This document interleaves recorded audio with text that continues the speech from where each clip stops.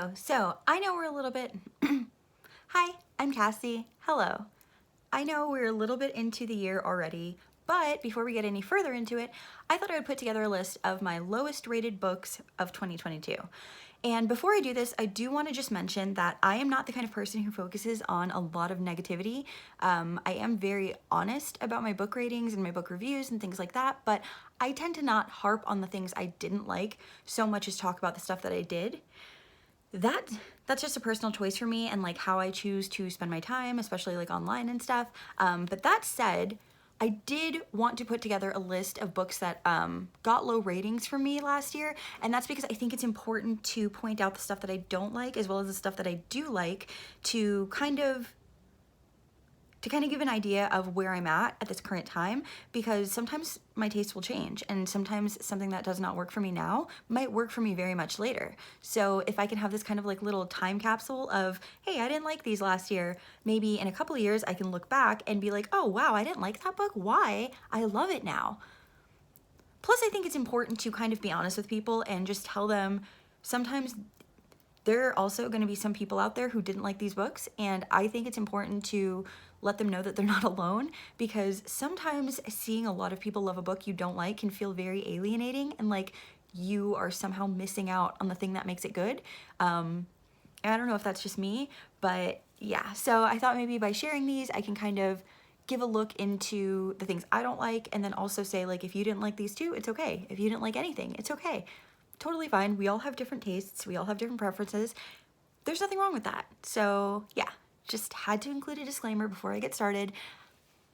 That's it. I'm also trying to dress colorfully, so if anybody's mad at me, you can be pleased by the colors and not be mad at me because I didn't like a book you liked.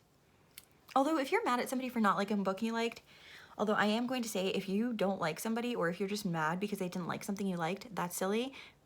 We all like different stuff. Don't be mad at me because I didn't like your favorite book. I won't be mad at you for not hating mine. I won't be mad at you if you hate mine.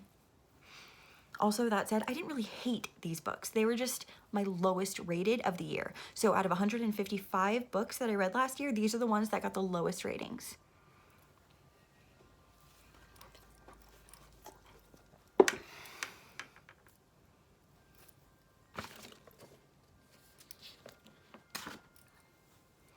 All right, so let's just jump right into it. We are starting off with Before the Coffee Gets Cold, and this was a big favorite for a lot of people. I feel like the odd man out here. A lot of people mentioned that this made them cry, and this just did not do it for me. This is about a little cafe where it has kind of like this magical power where if you go and you do these specific things and follow these specific rules, you can travel back in time to talk to somebody else who's in the cafe sitting there with you. And the thing is, you have to do it, like you can't get up from your seat and you have to finish the meeting. You have to drink your whole coffee and finish the meeting and everything before the coffee gets cold. So there you go, the name, they did the thing, it's great. My problems were that this felt really weird, like in the writing. It was so clunky to me. Descriptions of like the location, the cafe, the characters, they felt so clinical and weird.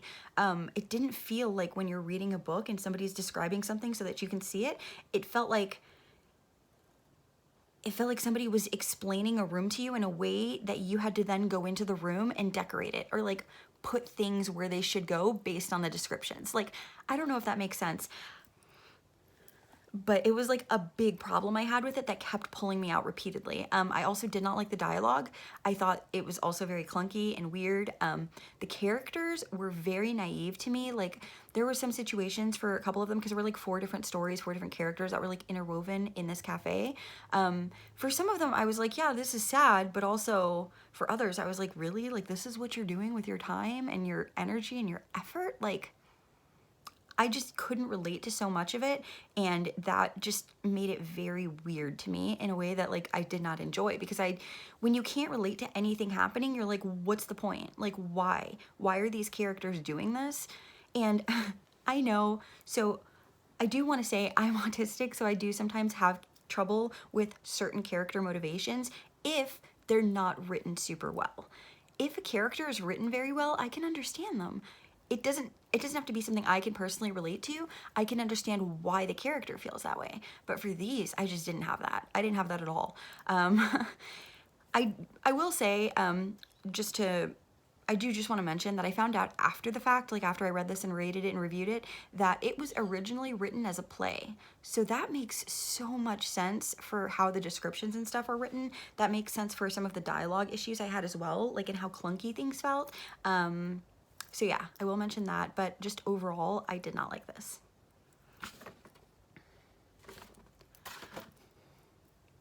Next up, I read, and then next on my lowest rated, I have The Carrow Haunt. This was my second book by Darcy Coates, I believe. The first one, I think I liked it, but this one did not do it for me. I think cozy horror is what this is, and I think that's why I didn't like this, because the stakes felt so low throughout so much of this, and then like towards the end they ramped up like considerably, and I was here for it, but then without spoilers, something happens that basically undid everything that had ramped up. Like, finally stuff that I liked started happening, and then something happened that undid it all. Like, it was just like, oh, just kidding. Nope. I hated that. I did not like that. I think cozy horror might not be my thing. If I'm reading horror, I do not want it to be cozy. That's just a personal preference. I'm not super into like extreme horror or anything like that either, but I want it to be spooky. I don't want a bunch of characters to just sit around talking about how scary things are. Like, I want scary things to happen, and then when they happen, I don't want them to be undone. I don't think that's too much to ask. I don't know. I will say this one felt like it would make a good movie version, like, of Scooby-Doo. And when I say that, I mean the campy vibe of the one with like Matthew Lillard, like how those movies are, which I really love those. If this were that, I would like it more. But as it is, what it is, I only like cozy horror when it's Scooby-Doo. Scooby-Doo is the only cozy horror I'm willing to tolerate. Sorry. I don't know. That's just me.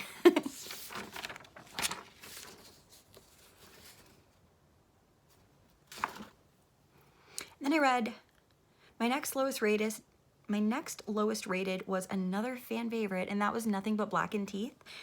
I am so sorry because so many of my friends gave this 5 stars.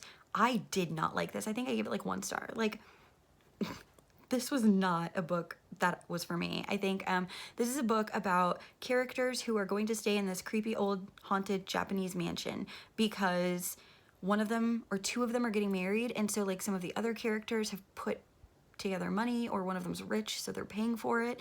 The why doesn't matter. All that matters is that you're in this mansion with these characters who have known each other for years, and the entire book, they're just bitching, just constantly, literally just bitching, bickering, back and forth, back and forth. There are 2 girl characters, both of them, the entire book, are just harping on each other and whether or not they slept with one of the other guys, and when, and why, and it was just so juvenile. It was so ridiculous. It was so high school. It's supposed to be adult. Like, they're all supposed to be grown. None of them liked each other. Like, I can understand characters who are friends disliking each other, especially in like college and high school. When you're grown and you're to the point where you're getting married and going on vacations and doing things for each other, who does stuff for somebody they hate? Who goes to an event like this and stays at like a weekend event or whatever with people they hate? Like, who? Why? What was the point? I had so many issues with the characters and the dialogue and just what they chose to do and talk about for so much of the book. Like, and it's a small book. It's very, very thin. This is like a very small novella. It was not time well spent in my personal opinion. Despite how small it was not time well spent reading it. I did not like it. Again, I will say I am in the minority with this. Again, I will say that I'm in the minority with this opinion. A lot of people loved it, and that's totally fine. Good for them. I'm so happy. But for me, no. I will say that the writing itself was fine. It was a little bit on the flowery end, which I don't normally mind, but in novella length stuff, I don't think it really does anything for the story. But that said, I didn't mind the writing, and there were a couple of parts with like the creep stuff that was happening with like the woman with like there was one particular scene with a mirror and like the monster of the book, and that was very creepy, and the creep factor was there, and the creep factor was there in so much of it. So like I feel like it was just like the whole entire cast of characters and everything they talked about and did. I just hated them. I don't know. I do have the recent release. I do have the newest book by the author that's coming out in a couple of months. I have an arc of that, and I'm going to be reading that. And I have high hopes that the characters will not just bitch about who fucked who the whole time, because if that happens again, I'm not going to be pleased. But I am going to give the author another try just because I think I might like their writing if it's about different people. So we're going to see.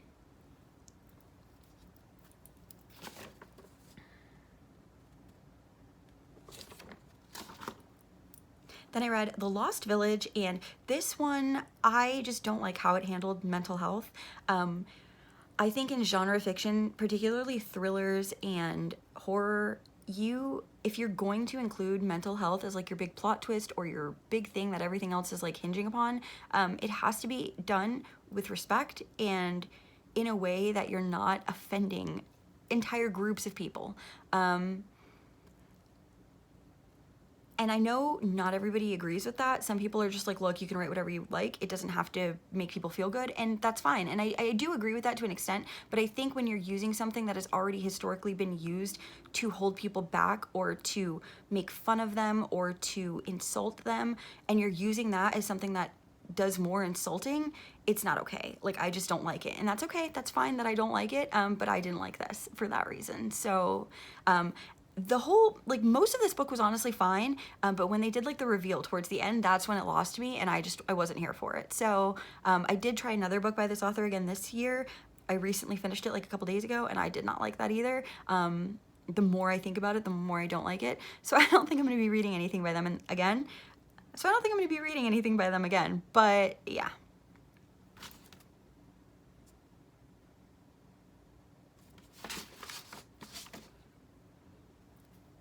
And then we have All Good People Here, and this is a thriller, an adult thriller. It is by Ashley Flowers, who's actually like a big, well-known podcaster for like true crime and stuff.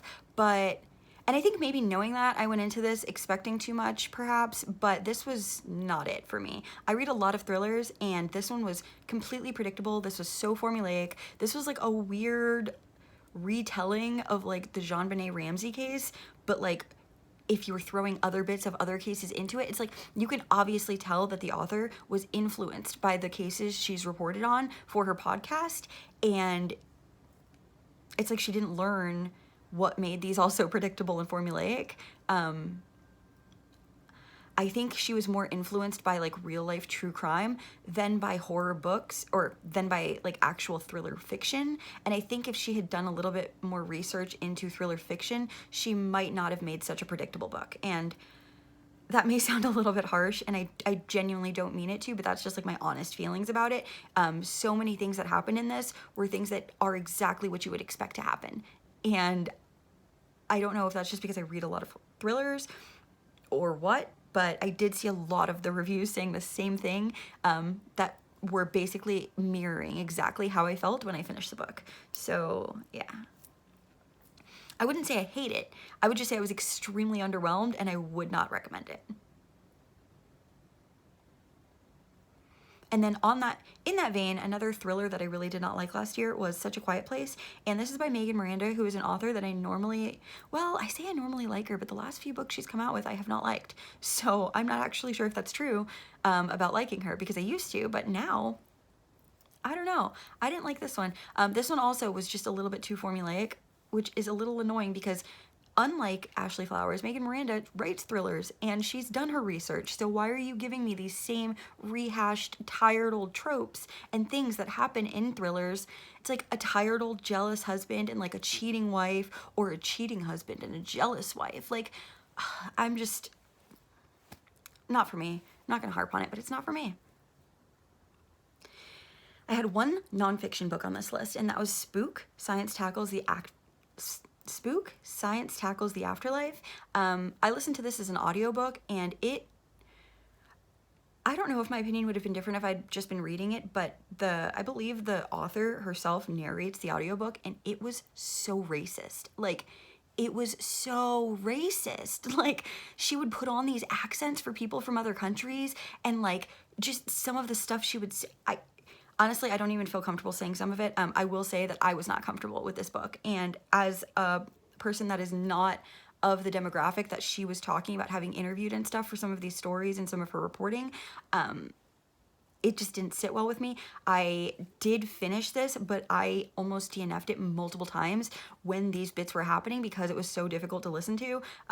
But I paid full price on Audible and I couldn't get a refund, but I paid full price for the like audiobook, and I didn't, and it wasn't, but I paid full price for the audiobook, and by the time I listened to it, it was no longer eligible for a refund, and I didn't want to waste my money. So I finished it, and I'm probably not going to read anything else by her. I know a lot of people say that her nonfiction is very good and like very informative, but I mean, I can get the information elsewhere in a way where a white woman is not depicting other cultures with racist accents. Like, yeah, sorry, not sorry, but no, not for me.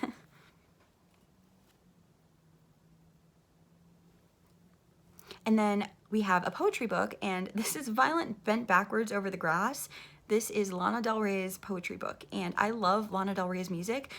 Sad girl, emo time, having like your feelings in your room alone, thinking about running away to California to do drugs. Like, sure, who hasn't been there, you know? Like, but her poetry, I'm so sorry, and I'm so sorry, Lana, if you see this, which she won't, but no.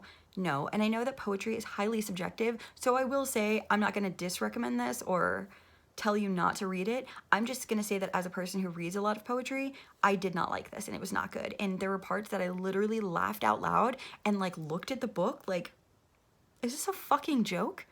Is this a joke? Like, is this a literal joke? Like, looking at the back of the book, looking at the front, double checking that it's got like that inside page that looks all official and everything. Like, for real? This is okay. Okay. Obviously, Lana Del Rey is highly successful as a musician, so she doesn't care what I think about her poetry. I don't know how she gets some of her songs from some of these poems. I don't know if she writes her own songs, but if she does, I'm very surprised that the same person wrote these poems and her songs, because it's just, the difference between the two is wild, like wild.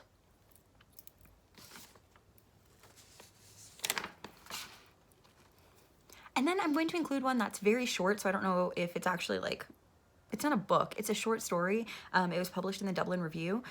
It's by Sally Rooney of Normal People fame. I love Normal People. I am one of those basic girlies, so I went into this with high hopes. It's very short. It's only like 35 pages or something. It's called Concord 34. It is... It's about a woman in her like 20s who is like sleeping with a teenager, and that is not for me. That's not for anybody, honestly, but me in particular, I didn't want to read that. That was awful to read. It was gross and I didn't like it. That's all I'll say about that. It's nothing to do with the writing, nothing to do with the author.